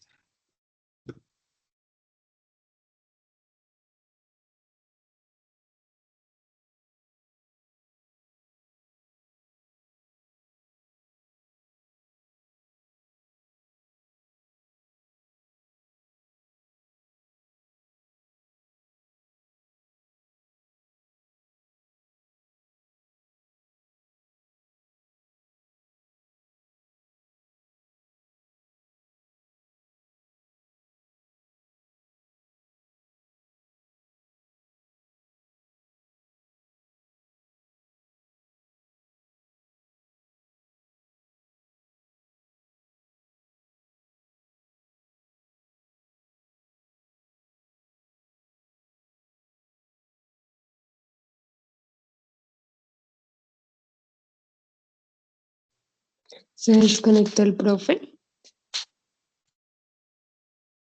Parece que sí se desconectó.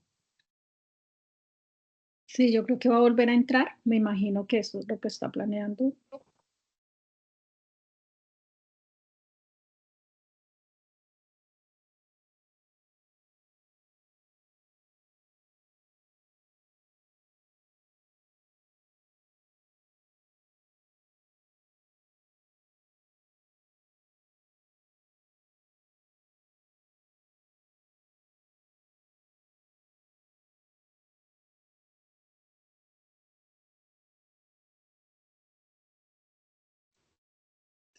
Por favor, ¿me confirman ahora si me escuchan? Sí, Sí, profe, señor. ¿usted nos escucha? Sí, ahora Sí, sí. profesor, sí, Sí, sí. Lo que Aleluya. pasa es que iba a cambiar el audífono y en un descuido apagué el equipo. Entonces aproveché para cambiar de audífono porque parece que el otro audífono está mal. O tiene alguna cosa, alguna interferencia. Entonces ya cambié a mi audífono viejo, que ese sí es bueno. Bueno, entonces, Ojed Mauricio, perdona, ahora sí te estamos escuchando. Vale, buenas noches, profesor César, tutor, y a los compañeros y compañeras. Bueno, quería hacer un aporte en cuanto a los filósofos islámicos y en este caso al Farabi y la Ajá. importancia, por ejemplo, de la filosofía de Aristóteles en cuanto a la política. En cuanto a la política, en su libro La ciudad ideal, él nos muestra cómo es importante ser un ciudadano con buenos, o sea, con buena moral y con buena ética. Y sobre todo, si se quiere ejercer cargos en los cuales tengamos que tener una dirección. Y ahí retoma algo de Platón en cuanto al filósofo rey, y que hablaba de que sería un buen dirigente, un filósofo, a partir de que es una persona que tiene buenos conocimientos éticos y morales. Entonces me parece importante esa parte de la filosofía política que, que inserta al Farabi en la cultura islámica. Me parece muy, o sea, importante y quería compartir esa opinión. Gracias, muchas gracias, sí. Aristóteles trabaja todas las ciencias, todas. Una de las ciencias que trabaja es la política. Entonces hay muchas definiciones de él, por ejemplo, los gobiernos legítimos, los gobiernos ilegítimos, cómo debe gobernar un verdadero rey, etcétera. El aporte de Aristóteles y de los filósofos árabes en ese sentido es fundamental, ¿cierto? Bueno, muchas gracias, Mauricio. ¿Otro compañero? ¿Quieren? Melanie, por favor. Profe, yo tengo una duda que no me, o sea, lo que no me quedó claro es que en la reunión anterior usted mencionaba que además de Aristóteles y el platonismo y todo eso, el estoicismo también era como una influencia en medio del diálogo entre la fe y la razón que tenían ellos, pero usted en la explicación de hoy como que en el judaísmo y en la filosofía árabe ellos no tenían en cuenta eso.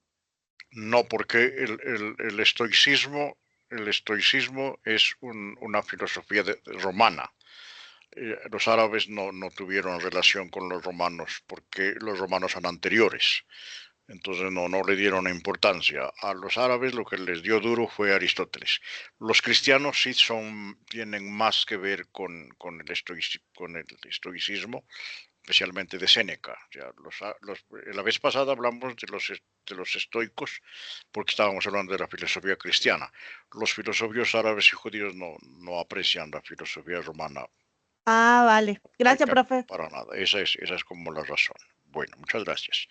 Edwin, Fabián. Sí, señor, profe.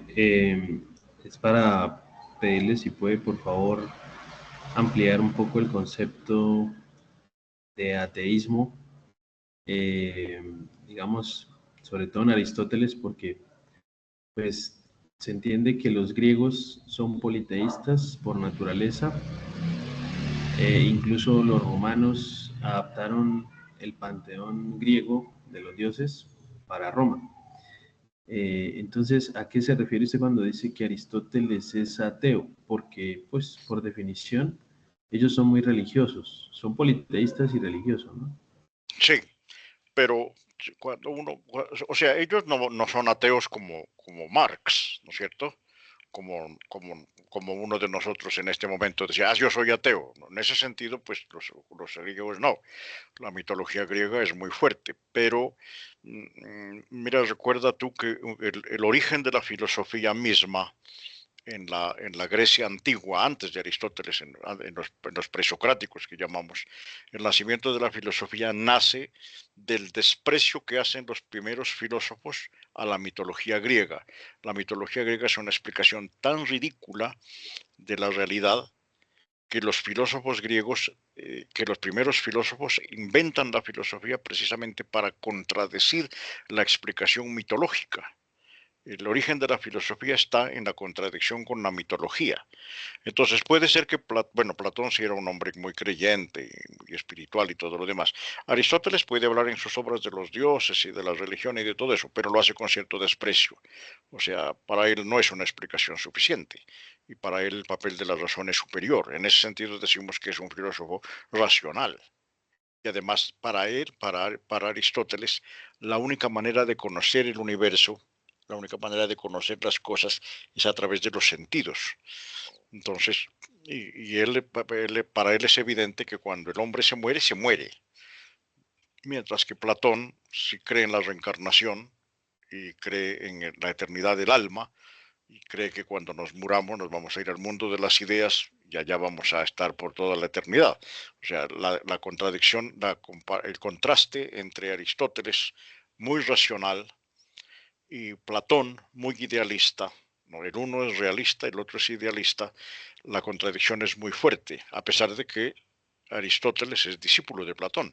Platón fue maestro de Aristóteles, pero a Aristóteles se le abre y termina haciendo un edificio filosófico completamente distinto al del maestro. Incluso tiene una frase que es muy bella de Aristóteles que dice: yo soy amigo de Platón, pero más amigo soy de la verdad. Entonces él piensa que Aristóteles está equivocado y él hace otro planteamiento. Evidentemente el pensamiento de Aristóteles no es religioso. El pensamiento de Aristóteles es más ateo, como lo diríamos nosotros, ¿no? No como lo decimos nosotros ahora, pero sí tendría que ir por ese lado. O sea, tú lees a Aristóteles, aunque hable de los dioses y aunque hable de la mitología griega, pero evidentemente cuando uno ya analiza lo que está diciendo, se da cuenta de que es otra cosa. Ese contraste entre Platón y Aristóteles son diferentes. Por ejemplo, el cristianismo, el catolicismo particularmente, acoge a Platón precisamente por eso, ¿no? Porque es una explicación muy parecida al catolicismo, ¿no? Aristóteles, pues obviamente, Santo Tomás, pues amaba mucho a Aristóteles y lo cita permanentemente y es su filósofo de cabecera, pero el neoplatonismo también está presente en el pensamiento de Tomás, porque Tomás es sacerdote católico, entonces pues no puede quedarse solamente en Aristóteles, tiene que cogerlos ambos. Pero evidentemente yo digo que el pensamiento de Aristóteles es más propio de un ateo que de un creyente, ¿no es cierto? Aunque obviamente con unos matices, porque no lo podemos comparar, por ejemplo, con Marx, que es totalmente ateo y que no tiene nada que ver con la religión, pero por ahí va. El ateísmo es una cosa muy antigua, ¿no? Tiene esos matices. Por ahí va. No sé si respondo la pregunta. Melanie, por favor. Profe, usted, o sea, ahora, porque usted dice que Platón es idealista, porque a mí en filosofía antigua nos explicaron o sea, yo también pensaba que era idealista y nos explicaron que Platón era más bien realista por la definición que se tiene de realismo. No, el realismo es de Aristóteles. El realismo parte del hecho de que uno solo puede conocer la realidad a través de los sentidos. Dice Aristóteles, no hay nada en el conocimiento que antes no haya pasado por los sentidos. Entonces el que es realista es Platón, porque para él la realidad existe tal como está ahí. Por ejemplo, yo tengo aquí un vaso ahorita con agua. Entonces mi sentido del tacto me dice que esta agua está fría. El sentido de la vista me permite ver el vaso lleno de agua. El sentido del olfato me permite descubrir que esta agua no huele a nada. Y el sentido del gusto, cuando me tomo esta agua, digo, esta agua es sabrosa, el agua del acueducto de Pasto es un agua muy buena. Yo tomo agua del grifo, no tengo ningún problema. Entonces, ¿cómo conozco esta realidad? A través de los sentidos. Eso es realista. Mientras que Platón no. Platón dice que los sentidos nos engañan. Este vaso es una apariencia. El verdadero vaso está en el reino de en el mundo de las ideas. Y para ir al mundo de las ideas y descubrir el verdadero vaso de agua, tengo que morirme. Y el mundo es eterno, o sea, el mundo de las ideas es eterno. O sea, creo que ahí hay una confusión. El realista es Aristóteles, materialista, ¿no es cierto? Profe, porque es que, o sea, a mí me habían explicado que el concepto de realismo tenía dos partes. O sea, por ejemplo, la primera sería que el conocimiento es posible, y en Platón el conocimiento sí es posible, pero en el mundo de las ideas, pues como él explica. Claro. Y lo segundo es que lo que se conoce por ser externo al sujeto, o sea, porque tiene una constitución propia. Y Platón dice que pues las ideas no dependen del sujeto, sino que existen por sí mismos, o sea, son externas al sujeto. Por eso la filosofía de Platón es idealista, porque piensa que las ideas tienen entidad propia. ¿No es cierto? Por ejemplo, pongamos un ejemplo. Aquí yo tengo un celular. No, vamos a un ejemplo más sencillo, más clásico. Un caballo, por ejemplo. Cuando yo veo un caballo por la calle o en el campo, yo veo pasar un caballo, ese caballo es una apariencia, porque los sentidos me engañan. El verdadero caballo, la verdadera idea de caballo, la voy a encontrar es cuando me muera en el mundo de las ideas. Por eso es idealista, ¿no es cierto? Porque se va al mundo de las ideas. Mientras que Aristóteles no va a esperar, cuando se muere todo y no hay nada que hacer. Aristóteles dice, este es un caballo, lo puedo tocar. Perdón, voy a quitar el audio a todos porque hay un, ¿cómo se llama? Un ruido feo. Listo. Entonces, Aristóteles dice, no, este caballo es café, porque mis ojos me dicen que ese color de este caballo es café. Este caballo tiene esta forma, tiene 4 patas, tiene una cola, tiene una cabeza. Entonces es la imagen que tengo de caballo porque la puedo tocar, puedo decir esta es la cola, esta es la cabeza, con cuidado, porque si te da una patada te manda al mundo de las ideas, ¿no es cierto? Le puedo tocar la panza, me puedo subir encima de él, puedo ir a trotar, etc. Para Aristóteles no hay otra forma de conocer la realidad que no sea con los ojos, con el tacto, con el gusto, ¿no es cierto? Puedo oler al caballo que huele feo, que huele fuerte, lo que sea. Ese es el caballo. Mientras que Platón no. Platón dice, es una apariencia, el verdadero caballo está en el mundo de las ideas. Entonces, ahí está la diferencia entre Platón y Aristóteles. Pero Platón es idealista, eso es lo propio. Y Aristóteles es realista a morir. Entonces, pues en ese sentido podemos decir que hay un cierto... Aquí había en el chat estaba escribiendo un compañero, estaba escribiendo una idea, que la estaba viendo ahora. Dice, sí, es un ateísmo materialista, ¿no es cierto? Porque en la práctica lo que está diciendo Aristóteles es que lo único que se conoce es lo que está en la realidad. Lo demás no se conoce. O sea, pues puedo pensar en la idea de Dios, porque la idea de Dios no entra por los sentidos, ¿no es cierto? Dios entra por la fe. Pero si es por los sentidos, Dios no existe. Para ellos, ¿no? Pues para mí sí existe. Eso es un problema complicado. Yo soy un filósofo creyente, un filósofo católico, entonces es distinto aquí. Brian, por favor. Buenas noches, profe. Hola. Pues digamos que a lo largo del curso hemos visto que durante la filosofía medieval se ha dado una concertación entre la razón y la fe, ¿no? La razón que nos planteaba como la filosofía griega y la fe, pues puesta como en este, y muy común en este periodo de tiempo, ¿cierto? Entonces, ¿qué parte de veracidad se puede establecer de estos compendios, de estos filósofos medievales, entre cuánta veracidad y cuánto, digamos, principio filosófico ofrece una postura teológica dentro de la filosofía? Lo que pasa es que el concepto mismo de filosofía en la Edad Media es un poco disperso. Si ustedes ven todos los autores que hemos trabajado y los que nos faltan, ellos más que filósofos son teólogos, ¿no es cierto? El maestro Eckhart, tanto Tomás, San Alberto, San Buenaventura, los árabes, los judíos son teólogos. Ellos no son filósofos como nosotros. Ahora, ellos usan la filosofía, la usan a la filosofía para sostener a la teología. Pero la ciencia mayor, la ciencia que a ellos más les importa a todos es la teología. A la filosofía la usan, por ejemplo, a la lógica aristotélica la usan para explicar la fe. ¿No es cierto? O sea, por eso decía yo antes que la filosofía en la Edad Media, la filosofía básicamente es una ciencia auxiliar de la teología. Pero la ciencia mayor, la ciencia más importante en la Edad Media es la teología. ¿No es cierto? ellos son filósofos en la medida en que tienen ideas sobre antropología, sobre ética, sobre política, etcétera, ¿no es cierto? Entonces, el problema del profesor de filosofía antigua es que el doctor Einar, que es el profesor de filosofía antigua, no solamente es mi gran amigo, sino que el problema es que el profesor Einar es un absoluto experto en filosofía antigua. Entonces mañana le voy a pelear.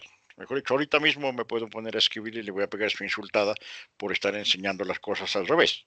Entonces sí, entonces ahí vamos. A ver, bueno, muy bien. No, Einar es una gran persona, fue mi jefe, es un señor sote. Ajá, pero bueno, ahí se mente. A veces puede entenderse la cosa de una, o puede haber una explicación ahí. Entonces estábamos viendo allí, entonces, digamos, ¿Santo Tomás es filósofo? Sí, porque usa la filosofía para hacer su discurso, un hombre muy racional, muy inteligente, muy sistemático, muy riguroso para construir el conocimiento, pero básicamente es un teólogo y digamos que tangencialmente es un filósofo. San Agustín es más teólogo que filósofo. Entonces, así, o sea, es otro mundo, es como otra categoría, ¿no es cierto? Y además todos son creyentes, la mayor parte de los filósofos cristianos, casi todos son sacerdotes, obispos, como Buenaventura o San Alberto Magno. Buenaventura fue cardenal de la iglesia, San Alberto Magno fue arzobispo de Colonia o de Maguncia, no me acuerdo. Entonces, son todos creyentes, para ellos lo más importante era la teología, ¿no es cierto? Por ahí va la cosa. Cristian Eduardo, por favor. Buenas noches, profe. Buenas Profe, no, yo solo quería de pronto leer un fragmento era con respecto a lo que decía Melanie, que pues para mí también en el curso de filosofía antigua, pues me quedó la idea de que Platón realmente es realista y con la última idea y párrafo que yo me fui fue de un libro que tengo de Manuel García Morente que se llama Lecciones Preliminares de Filosofía y dice esto. Dice, la filosofía de Platón no es, como creen Nator, Cohen y los fundadores de Escuela de Marburgo, no es ni mucho menos idealismo. Las ideas de Platón no son unidades sintéticas de nuestro pensamiento y que nuestro pensamiento imprime a las sensaciones para darle unidad de sustantividad. No, sino que para Platón, lo mismo que para Parmenides, las ideas son realidades que existen, las únicas realidades que existen, las únicas existentes, puesto que las cosas que vemos y tocamos son sombras efímeras, son lo que son indirectamente y por metaxis o participación con las ideas. Es solo eso. Entonces, pues yo realmente me había ido también mira lo que tú estás diciendo. Ok. Las ideas son las entidades verdaderas. Las cosas que vemos participan de la idea, ¿no es cierto?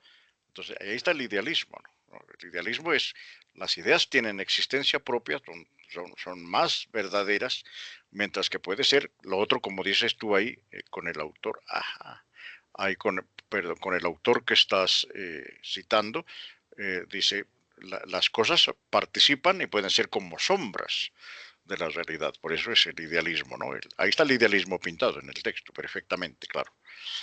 Bien, sigue, por favor. No, era solo ese pedazo que dice, y pues era lo que me había quedado también, tal como lo expresaba Melanie, de que realmente, pues lo que le había entendido a la profesora de filosofía antigua era que no era idealista porque finalmente así no tuviera esas ideas, el mundo seguía existiendo, o sea, el mundo... Aunque sea como apariencia. Aunque sea como apariencia. Sí, pues, está ahí, sí. Pues eso, pero bueno. Pero más importantes son las ideas que la apariencia de las cosas. Entonces Platón es idealista, mientras que Aristóteles va a decir, las cosas que vemos son las únicas cosas que existen. No creen las ideas. Para Platón, sí, como dice Edwin, para Platón las ideas son eternas, ¿verdad? Cuando nos muramos, vamos al mundo de las ideas y vamos a ver las ideas tal como son, las cosas tal como son. Mientras que aquí en este mundo vemos solamente apariencias. Y Aristóteles no, Aristóteles dice, no, lo que veo con los ojos, lo que oigo con los oídos, lo que veo con los ojos, lo que pruebo con el gusto, eso es lo que existe. No hay nada en el conocimiento que antes no haya pasado por los sentidos. Y las ideas no. Por eso se separa de Platón, por eso se separa. Dice, soy amigo de Platón, pero más amigo soy de la verdad. Porque para Aristóteles la verdad es el realismo, mientras que para Platón la verdad es el idealismo. Por eso se separan, ¿no es cierto? Pues no digamos que se separan como que se llama como peleas, ¿no? Nada, pero yo me sostengo ahí, o sea, el uno es idealista, el otro es realista. Mañana me agarro yo con ese doctor Einar de la Mecha. Dale, profe, yo Bueno, no tengo más para decir, ya son las listo. 9. Bueno, muy bien. Bueno, yo soy experto en Bueno, gracias. filosofía medieval. Einar es experto en filosofía griega, obviamente. Es más, y además una gloria de la UNAD, ¿no? Pues el doctor Einar Chamorro es filósofo de la UNAD, como ustedes. Él se graduó en la UNAD de filosofía. Profe, pero es que ese no fue una profesora, se llamaba Laura. Ah, no, Laura de América, no, esa es otra cosa, eso no. Ah, no, yo saco la cara por Einar. Yo saco la Bueno, cara por profe, Einar. voy- Pongamos a Einar de árbitro, entonces. bueno, voy a ahondar más para pelear por mí mismo y no tener que traer a Laura. Muchas Eso, gracias. Laura de América. Sí, la profesora Laura, dígame ella también, pero no, más amigo soy de Einar. Como decía Platón, más amigo soy de la verdad. Einar, ojalá les toque alguna vez con él, aunque ahora creo que va a pasar al doctorado, porque es una persona muy preparada, es un doctor en filosofía griega, nada menos. Entonces, creo que no les va a dar más clase a ustedes, pero ojalá algún día lo oyeran. Una persona muy preparada, muy culto y una estrella del programa, los más preparados de todos. Bueno, muy bien. A la profesora Laura, entonces tengo que llamarla mañana a ver que me aclare unas cositas. Bueno, muy bien. Bueno, muchachos, entonces ya son las 9 pasadas. No podemos alargar la web después de las 9 porque está prohibido por la universidad. Entonces les agradezco mucho la atención y ya mañana, si Dios permite, porque yo soy un filósofo creyente, si Dios permite mañana ya les comparto el enlace de la grabación, el video y la presentación y el PDF con la presentación para que puedan tenerlo ahí a la mano. ¿Listo? Bueno, y seguir trabajando duro, participar harto, no dejar las cosas para última hora, tener mucho cuidado con la inteligencia artificial. La inteligencia artificial es muy útil, pero hay que tener mucho cuidado porque hay, por ejemplo, voy a poner un solo ejemplo, yo descubrí una cosa así. El estudiante copia de internet una idea y la pega en el trabajo. Turnitin identifica el plagio de internet y le pone 20% de internet y toda la cosa. Pero el que hizo la página web usó inteligencia artificial. Entonces viene Turnitin y encuentra que hay plagio por inteligencia artificial. El estudiante dice, no, si yo lo que hice fue, me basé en la página web. Claro, pero el que hizo la página web se basó en inteligencia artificial. Entonces viene Turnitin y mezcla las dos cosas y anula los trabajos. Entonces ahí tenemos ese problema. Entonces es mejor ser muy cuidadosos y recuerden, no sé si les compartí, creo que sí compartí un documento, pero si no lo compartí, lo voy a compartir ahorita. Aquí es una cosita que hice muy sencilla y sobre cómo, creo que estoy un poco dudoso de dónde la tengo. Espérense que como trabajo en otra universidad, aquí se me es que cuando uno trabaja en dos universidades es como cuando tiene dos mujeres, mezclan las cosas. Entonces a ver si lo encuentro aquí. Formato. No. Documentos. Aquí parece que va a estar. Relación. Patria boba. No. Eso es lo que usted pasó de cómo citar a la inteligencia artificial. Te lo mandó por correo. Eso. Entonces en el correo está, no hay necesidad de buscarlo. En el correo, ¿cómo es inteligencia artificial? Si copian algo de inteligencia artificial, pónganlo entre comillas, pongan la referencia, etcétera, ¿no? Y que se llama, y que no supere el 20%, el 25% del trabajo. Se puede hacer, pero poniendo entre comillas. ¿Cuál es el truco de las comillas? Que cuando Turnitin ve las comillas, entonces entiende que la frase que está entre las comillas está bien citada, entonces no le pone porcentaje. Pero si usted no le pone comillas, le pone la referencia abajo, pero no lo pone entre comillas, entonces Turnitin piensa que es una copia. Recuerden que Turnitin es un robot, no es una persona, es un robot. Entonces él analiza lo que encuentra, no puede interpretar. El que tiene que interpretar después es el profesor, pero el profesor a veces no puede interpretar bien y termina pues calificando mal al estudiante. Entonces es mejor andarse con tientas. Yo no digo que no la usen, no, úsenla, pero úsenla con mucho cuidado para que no tengan problema, ¿no? porque pues anular trabajos, pues hemos anulado hartos. En esta materia no tanto, pero en otras materias sí me ha tocado anular hartos trabajos hechos con inteligencia artificial. Porque lo malo de la inteligencia artificial es que usted copia y pega, pero no lee, no interpreta, entonces no aprende. Yo uso la inteligencia artificial, yo escribo libros con inteligencia artificial. Mi libro sobre, por ejemplo, ahorita estoy escribiendo un libro sobre los grandes temas de la filosofía medieval, lo estoy escribiendo y la base es la inteligencia artificial. Pero cuando ustedes pasen ese libro por Turnitin o por Quillbot o por cualquier robot que analice la inteligencia artificial, no van a encontrar nada. Porque yo uso la inteligencia artificial, pero reescribo todo, lo vuelvo a hacer con mis propias palabras, con mi propio discurso. Y esos libros pues pasan por un montón de controles y de cosas. Y, por ejemplo, ahorita voy a publicar un libro que les recomiendo, por ahí en el mes de junio sale, el sello editorial va a publicar un libro que se llama Grandes Pensadoras de la Edad Media. 15 mujeres medievales que hicieron teología y filosofía y que le dieron ahí tute a más de un hombre. ¿No es cierto? Y el protofeminismo y demás, Cristina de Pizan. Es un libro que va a ser de texto para el curso de filosofía medieval, pero pues ya para el año que viene.